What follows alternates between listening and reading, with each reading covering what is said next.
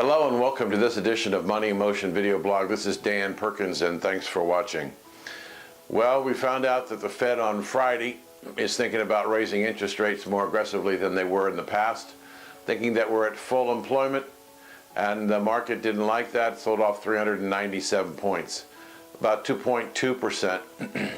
More important was that the utility index, the interest-sensitive stocks, were up 3.6% for the day. There's a little recovery this morning, but by and large things have shifted dramatically to the downward side.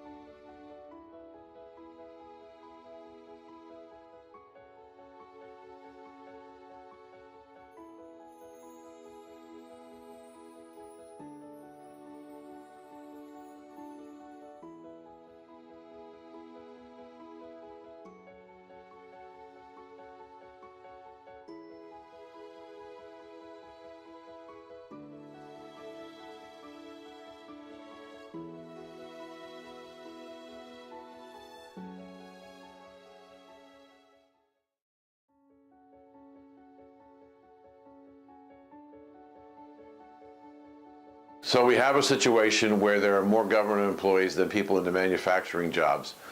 And we have 94.5 million people unemployed. We have a 62 to 62.5% participation rate. And yet the Fed says we're at full employment and they want to raise interest rates. I think that they want to raise interest rates because they only have one bullet in their gun. And should this economy, after the election, take a nosedive, towards recession, they want to have something to do. There is more and more discussion now in the financial sector about the possibility of the Fed having to go to negative interest rates. And just a reminder, negative interest rates is where the rate of interest you earn is 0 or below, and if it's below, you have to pay the government or the bank to hold your money. Now, that's happening in Asia and in Europe and becoming more widespread. But when you think about it, even with a low inflation rate, if you're earning less than 1% on your money now, you already have a negative yield. In fact, the 10-year Treasury produces a negative real return. So we're ostensibly there, even though we don't call it negative interest rates. So as long as this economy continues to go along at a 1% or 1.5% GDP, we're not going to create any jobs.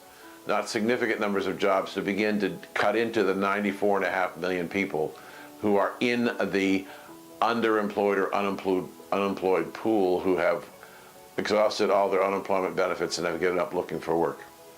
You know, that's really a terrible thing to say. People have given up looking for work. What a sad state of affairs in our country when we have millions, tens of millions of people in this country who have given up looking for work. I hope whoever is elected president takes it on as a personal challenge to try and put tens of millions of people back to work. It'll help with payroll. It'll help make people feel better about themselves. We'll get more and more tax revenue. If we don't spend it, we can begin to pay down the debt. If we can act more responsibly, it would be a wonderful thing for this country. But I am concerned that perhaps the forces are in play that regardless of who gets in, we can't avoid a recession in 2017. It's going to be a difficult time. As I said, it's been very, very difficult to manage the Fed, to try and figure out what they're going to do, because they're constantly changing their mind what they want to do. I'm sure there was a reaction at the Fed who was surprised at the 400-point sell-off. It happened last December when the Fed raised rates. The market sold off.